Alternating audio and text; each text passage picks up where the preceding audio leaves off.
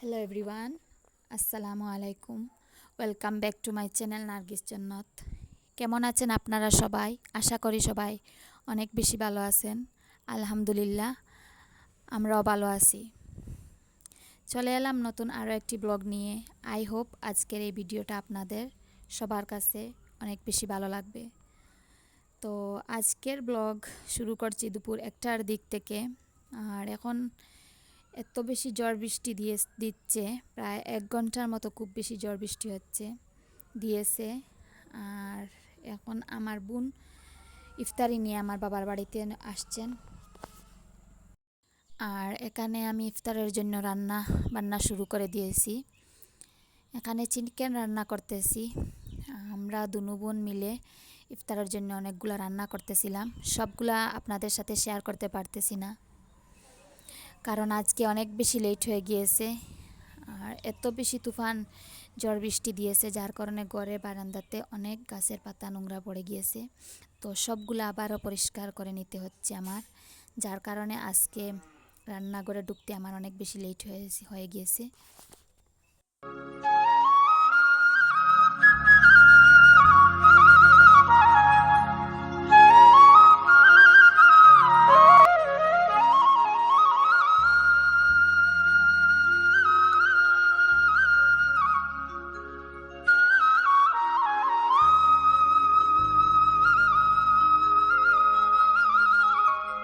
আপনাদের সকলকে জানাই রামাদান কারিমের অনেক অনেক শুভেচ্ছা।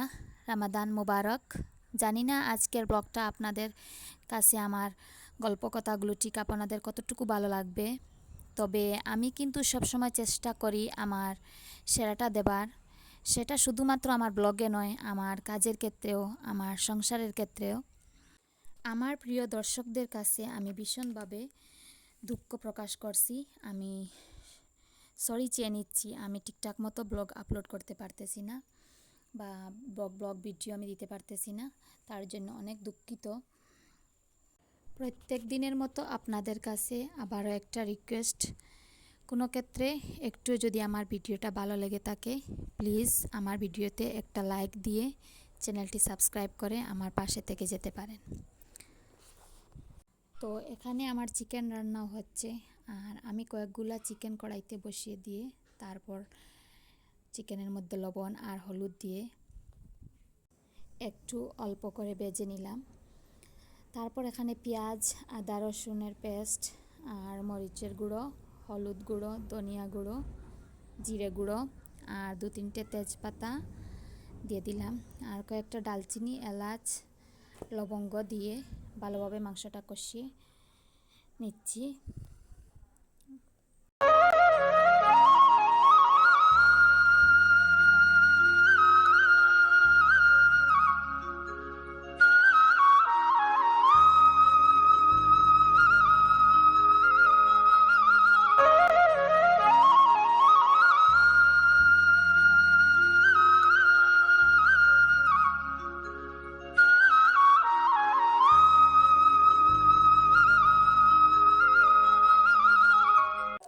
এখানে আমার মাংসটা কষানো শেষ, আর এখন একটু জল দিয়ে মাংসটা ভালো করে জাল দিয়ে নেব।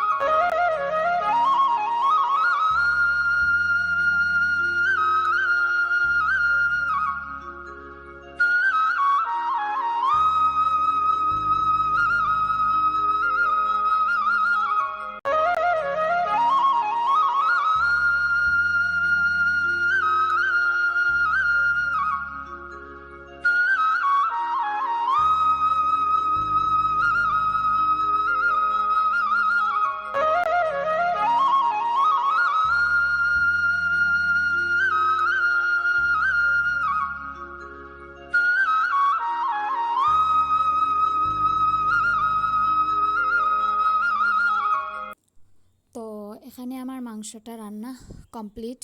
তো এখানে আমি আলু দিয়ে চিকেন পকোড়া বানাচ্ছি। তো পকোড়ার ব্যাটারটা আপনাদের সাথে শেয়ার করতে পারতেছি না, আর পকোড়াটা অনেক বেশি মুচমুচে, খেতেও অনেক স্বাদ। আর ইফতারেতে চিকেন পকোড়াগুলো সবার কাছে অনেক বেশি ভালো লেগেছিল, তো সবাই অনেক বেশি তারিফ করছিল আমার পকোড়ার। তো যদিও চান আপনারা চিকেন পকোড়ার রেসিপি দিতে, তো কমেন্টে জানাবেন, আমি পকোড়ার রেসিপি আপনাদের সাথে শেয়ার করব আরও একটি ভিডিওতে।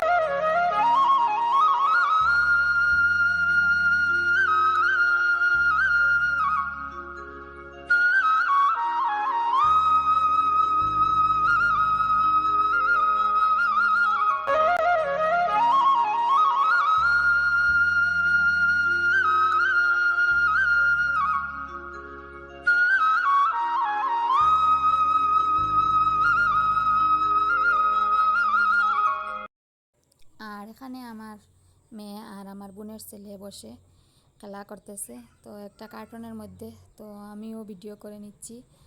আর তারপর আমার ভাইও ভিডিও কল করছিল, তো ভাইকেও দেখাচ্ছি ওদের খেলাধুলা। আর মোবাইলও দেখতেছে বসে বসে, আর অনেকগুলা জিনিস নিয়ে খেলাধুলা করতেছে। তো আজকের ব্লগ ছিল এই পর্যন্ত।